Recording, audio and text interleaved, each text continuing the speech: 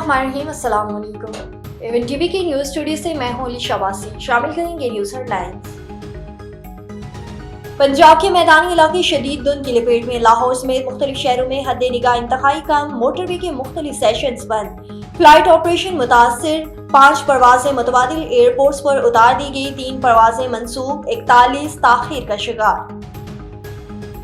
बराई इलाकों में गजब की सर्दी, देर में लवारी टन के मकाम पर 10 इंच से ज्यादा बर्फबारी, गिलगित बल्तिस्तान के बाज़ इलाकों में चांदी की बरसात। सबसे कम दर्जा हरारत गोप्स में -8 डिग्री रिकॉर्ड किया गया, बाराचनार में -4, इस्लामाबाद में 6 हो गया। कराची में कल से साइबरीन हवाएं चलने की, सर्दी की शिद्दत बढ़ जाएगी।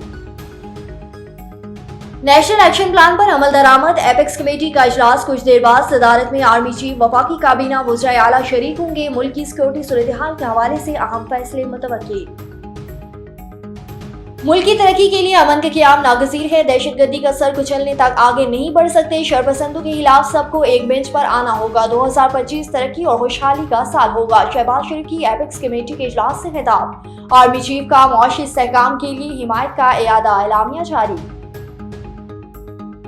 और कुरम में पहला काफिला हफ्ते को रवाना होगा, हिफाजती इंतजाम जारी, इलाके को असलहा से पाक किया जाएगा, 15 रोज में लाइहा अमल तय होगा, बैंकर्स मौसमार होंगे, लश्करकुशी करने वाले फ्रीकेन को दहशतगर्द समझा जाएगा।